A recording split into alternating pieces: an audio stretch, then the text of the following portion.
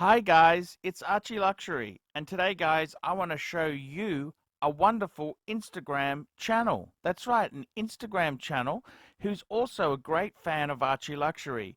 Father.time.luxury.watches. Father.time.luxury.watches. This guy here combines photography with beautiful watches. Have a look here. Look at this.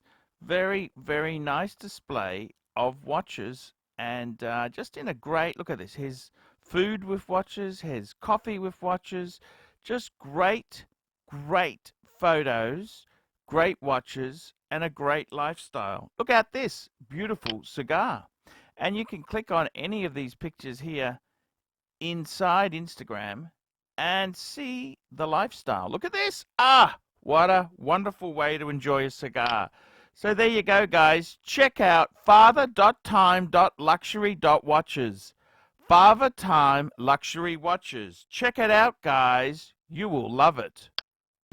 Hey guys, it's ArchieLuxury on the Pluta channel doing a paid review. This is for Jeremy. Paid review 22QC47. Wristwatch check. Well, I don't have many watches now. I've got an Explorer 2 and a Speedy, and I've been wearing the Explorer 2 quite religiously. Don't know why. Arch, hope you all is well during these turbulent times in the economy. I've been shuffling around in my collection and have decided to downsize my collection for a while in terms of value per piece because I saw this downturn coming. Okay, we've got somebody who thinks they can predict the market. At the beginning of the year, while watch prices were still crazy high. Apart from that, the world has changed in mentality, and it's not safe anymore to wear high-value, high-end pieces anywhere, which is a big shame. It wasn't ever this bad in my 15 years watch collecting journey. For instance, I went back to Europe in June and left my watches at home, just wore my G-Shock, and nowadays you run the risk of getting a gun to your head much easier. This also made me think it's getting riskier to maintain very high value watches. Okay, let's get to the point. So having said that, I decided to sell off my beautiful Audemars Piguet Royal Lake Jewel Time, that's reference 26120ST Black Dial, in February, and got a very good price for it as prices were still high and holding. I bought the AP in mid 2019, so managed to double my money when I sold out. It sold very quickly within a few days when I put it on consignment with Cove from Luxuria Watches. Yes, the Sydney guy. That's my friend Cove. This September, I also decided to sell off my 5960G, one of the most beautiful watches I've ever owned. So it was with pain in my heart I let it go. But I don't feel comfortable anymore wearing a $50,000 watch on my wrist, and keeping it in my safe is not a thing I'm a wearer, so I decided to put that one on consignment with Thane from Vintage Watch Co., and they managed to sell it very fast within a few days and got my money pretty much back. This model was never hyped, so I think that's why it always remained stable, and although it's a dress watch, it has a very sporty look to it, and that's why I think it's probably still selling quickly. I'd actually agree with you there. The 5960G, that's a white gold version. Pateks are very popular in the steel. White gold looks like steel, and it's an annual calendar chronograph, so very sporty. I must admit it's one of my favorites. Overall, although the watch market segment definitely has changed, the super high-end side of the market for the non-hyped model still remains stable, so it appears. The only watch I kept from my previous collection is my 2015 Rolex Sea Dweller 4000 ceramic. So what did I replace the other two watches with? Like I said, I decided not to put an awful lot of money in just one piece, so part of the money I reinvested in something else, and with the remainder I bought in April this Bulgaro Octo Finissimo skeleton, full ceramic version from Watchbox. Don't know if I would have done that See picture. I always wanted a skeletonized watch, but couldn't find the right one. This is a very, well, I hate it. I personally hate the watch. And you won't see it easily in the wild. Yeah, I know. That's because people don't like it. I'm very happy with this purchase. It's a conversation starter, yada, yada, yada. I agree the dial is not very legible, blah, blah, blah. Okay, I believe the Octomo especially has, I think they got, I hate them. I hate them. I hate the Octafissimo. Octafuctomo. I don't really like them at all there. So he bought an Octafissimo. Fuck, that's I don't know if I would have done that. The second new watch I bought new at the AD is a Cartier Santos large 40mm with charcoal black dial and the ADLC black bezel. Yeah, I'm not a big fan of that ADLC. That's kind of like PVC, you know, it's got black sort of stuff. I chose this model. Actually, I was with AC Morgan and I said, don't get that one. It looks sporty and dressy at the same time, plus the ADLC black bezel is not prone, well, we'll see how it lasts. The new Santos, I like the new Santos. It's very diverse with a simple strap changing system, easily switch between bracelet and rubber. Managed to get a good discount and the GST refund. Okay, so eventually very good price for the piece. What I also like, the Cartier movements, blah, blah, blah. Come on, let's not push it with Cartier, okay? They're so-so.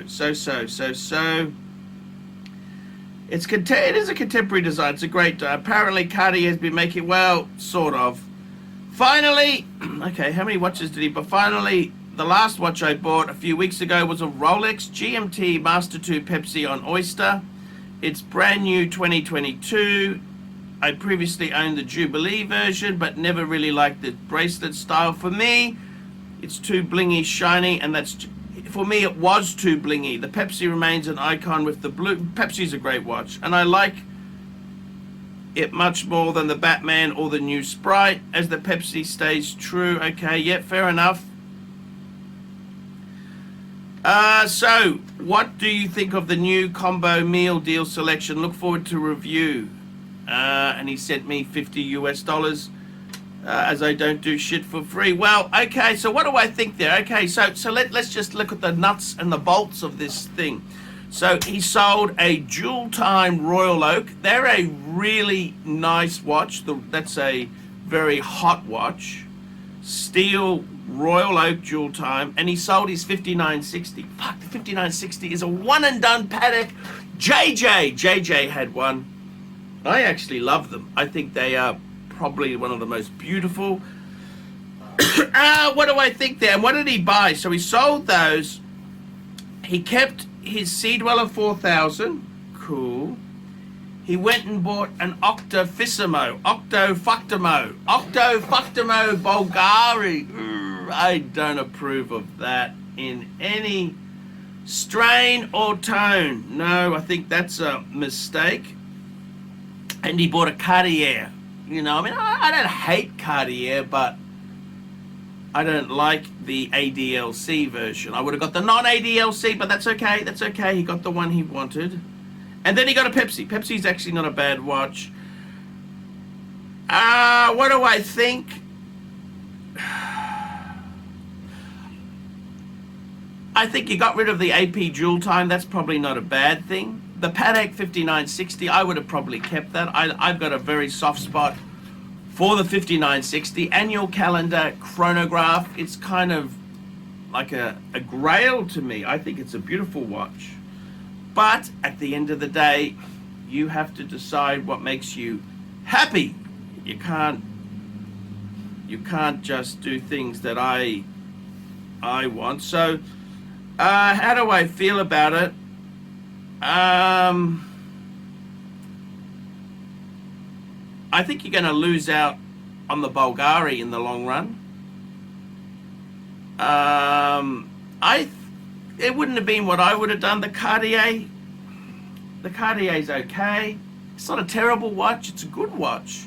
I quite got a soft spot for Cartier. So what do I think? So okay, so let's look at the fundamentals, okay? I don't like what you did. I don't like it, okay? I don't fucking like it. I hate it. Personally, to get rid of the dual time, yeah, that's okay. Cash out. The Patek, see, I don't think the Patek's lost that much money. You know, maybe it's lost a bit, 10 to 20%, but I think that's just a watch to keep and enjoy. Fuck the market. The Sea Dweller 4000, that's a good watch. You kept that. It's a great watch. I'm glad you got a Pepsi. So that those are nice, but you had a really extraordinary collection. The Cartier, yeah, it's a nothing. It's okay. It's okay. I personally would have kept the 5960. I think that would have been nicer to do, but hey, you got to do what makes you happy. I think the Bulgari will be a mistake. The Octo-Disaster, I don't particularly like that model at all.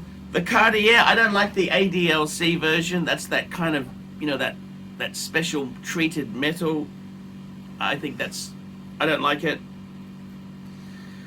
I like the Pepsi. So personally, I would have got rid of the AP and just cashed out.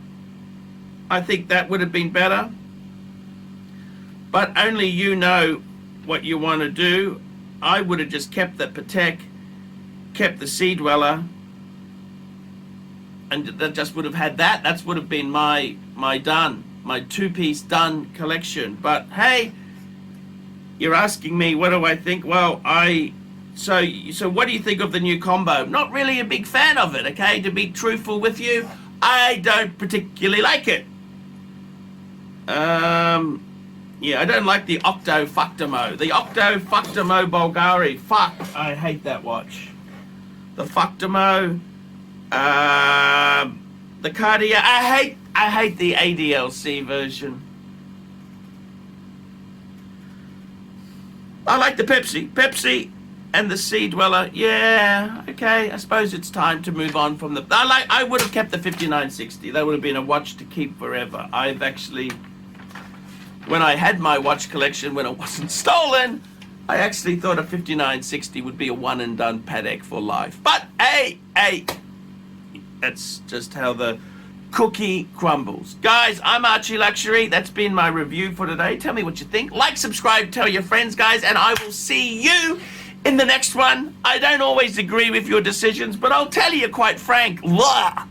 So, guys, that's the review. See you in the next one. Don't forget, guys, like, subscribe, and tell your friends. And paid reviews keep me full-time on YouTube. Hi, guys, it's ArchieLuxury. Guys, I want to talk to you about David SW. David SW.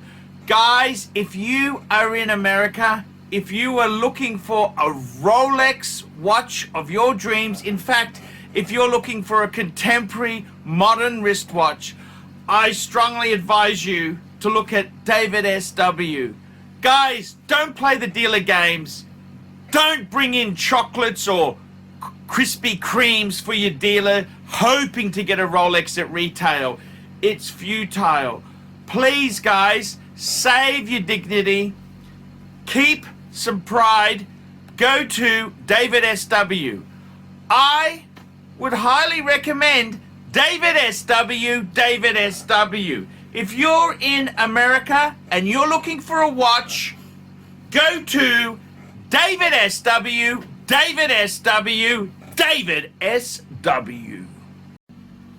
Hey guys, ArchieLuxury on the YouTube sensation, the Paul Pluta channel. Guys, I need you to help me out, guys. I can't survive on Google Ads alone. I need you to request a paid review. $50 US, look down in the description. $50 US, I will review your collection. I'll tell you what I think of it, and I'll give you some pointers. The other thing is, guys, you can sponsor me on Patreon. Patreon allows you to pay a couple bucks a month, $1, $2, $5, whatever you want, and it keeps me going on YouTube. Because, guys, I'm in a niche. Nobody can make money out of the views I get. The views are crap. because it's a small specialized area and I don't talk about garbage for the sake of views. Guys, sponsor me on Patreon, look down below, and I will see you in the next one.